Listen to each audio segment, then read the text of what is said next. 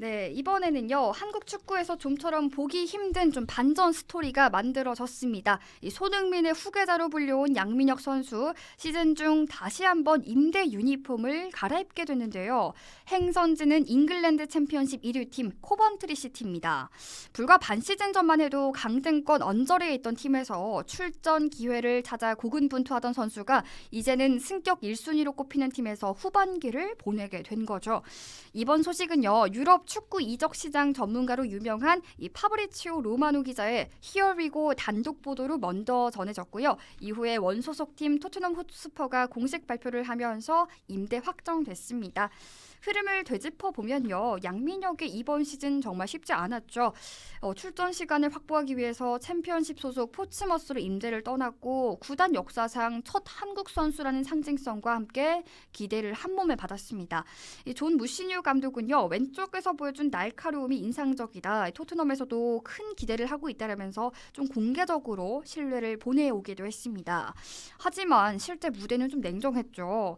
리그컵 레딩전에서 첫 선발 기회를 잡았지만 이 상대의 밀집 수비에 막혀서 위협적인 장면 사실상 거의 만들어내지 못했고요. 이후 팬들의 평가는 좀 급격히 차가워지기도 했습니다.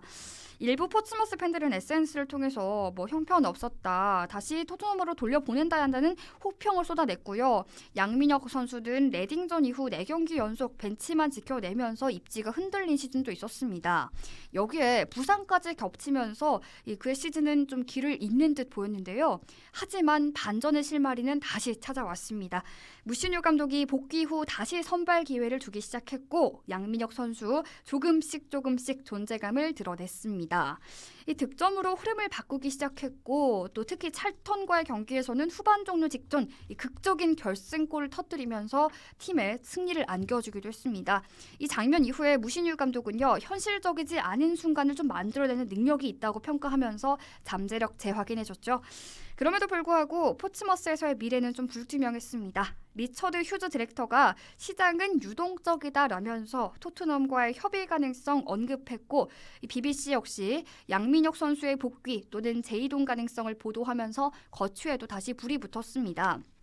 그리고요. 최종 선택지는 토트넘이 아니라 재임대였습니다. 그것도 챔피언십 선두를 달리고 있는 코번트리 시티였죠.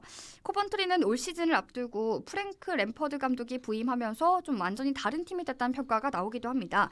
26경기 기준 승점 52로 리그 1위를 달리면서 EPL 승격 1순위로 평가받고 있고 경기력과 결과 모두 좀 안정적이다라는 평가를 받고 있습니다. 이런 팀이 시즌 중반 젊은 공격 자원으로 양민혁 선수를 선택했다는 것 자체가 좀 의미심장한데요.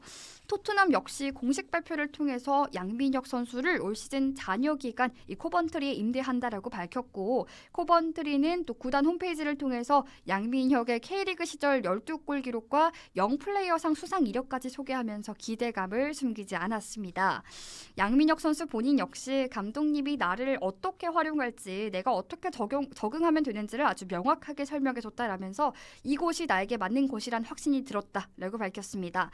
물론 코번트리에서도요. 곧바로 주전자리 보장받는 건 아닙니다. 챔피언십 1위 팀인 만큼 경쟁은 더 치열해질 수밖에 없는데 하지만 강등권 팀에서 생존을 고민하던 상황과 또 승격을 노리는 팀에서 경쟁하면서 성장하는 환경 분명 다르겠죠. 이번 임대는 단기 성과보다는 좀 레벨이 다른 무대에서의 경험이란 측면에서 의미가 큽니다.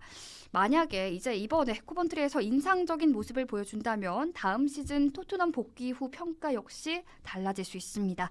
시즌 초반 21위 팀에서 시작했던 양민혁 선수의 시간이 시즌 후반 1위 팀에서 이어지게 된 이번 반전 그 자체만으로도 한국 축구 팬들에게 강한 인상을 남기고 있습니다.